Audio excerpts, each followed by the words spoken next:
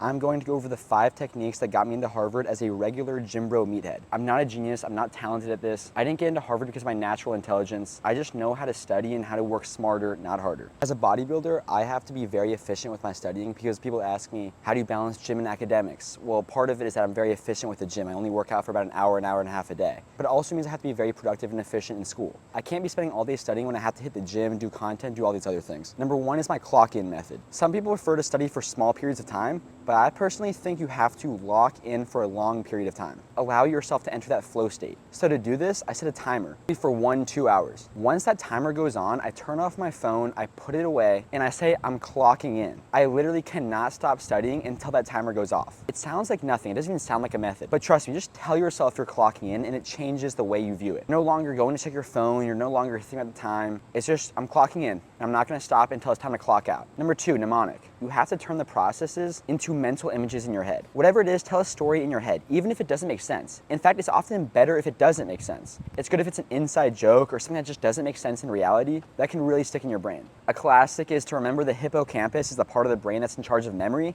You tell yourself, I remember seeing a hippo on campus. Hippocampus, remember. You can add to it, I remember the episode of the hippo on campus. The hippocampus is specifically for episodic memory. I often do inside jokes for myself, or I'll look around my room and attach objects to it. Make spelling. For example, the classic is PEMDAS. Please excuse my dear Aunt Sally. That's a classic, but whatever it is, I always spell things out. If I have to remember an order of words, like a stages to a process, take the first letter of each part, turn it into a word, even if it doesn't make sense. It doesn't even have to be an actual word or a phrase like, please excuse my dear Aunt Sally. Your brain then remembers it as one term, even if that term doesn't make sense. So mnemonics can be words, it can be phrases, it can be stories. Whatever it is, it has to be a mental image in your head or a lot of information chunked into one term. That's the point. And then as soon as you get the test, a lot of times you just immediately write down whatever the mnemonic is. A lot of times I would remember like 5 good fake words that allow me to remember 5 different long sentences or processes. And then as soon as I get the test, I write down those 5 chunks, which is not that hard to remember, it's only 5 things. And now I have right on my paper 5 full sentences memorized or 5 whole processes memorized.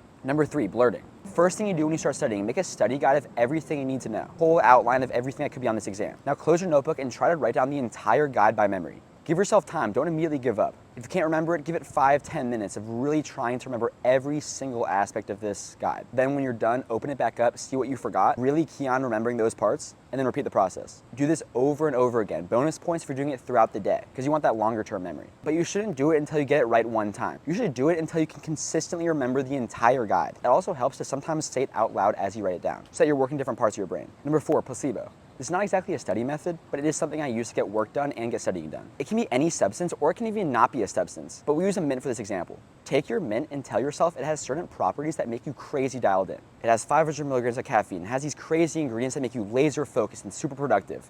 Even though you obviously know this mint isn't doing anything, your brain is getting more focused because you're telling it to be more focused. Similarly, I'll combine it with the alter ego method. Tell yourself you're someone who loves studying, who's a genius, who studies for hours at a time and loves it. You're telling your brain you should be more focused, so then as a result, it becomes more focused. Both of these methods sound so stupid, but just try them out. Pop a mint, pop a piece of gum, or just tell yourself you're an alter ego who loves studying, who's crazy focused, and who has no struggle doing this. And number 5, the Fineman Technique. Recite the material as if you're teaching it to a friend who has no idea about it at all. You need to break it down as simply as possible. If you're not able to explain it simply, you don't understand it enough. You can do it to a friend so they can tell you if it works or not, or you can honestly just do it to yourself as if you're teaching a friend. But make a presentation or make a script or make a guide. Go through it and pinpoint where it gets weak, unclear, confusing, or jumps apart. That's what you need to work on because clearly you don't understand that part enough. So go back to those weak points and re-study that material until you're able to explain it so simply that anybody could understand it. This can also help you create the study guide that you can later use for blurting. So you can combine it. You can use the Fineman technique to then go into the blurting technique, while using the placebo effect or the alter ego method to do this whole process, and including mnemonics in the study guide.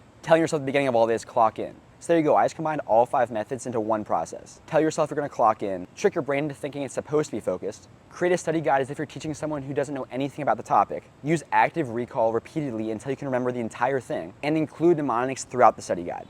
There you go, you can study any material and learn it like that without being a genius. Lock in.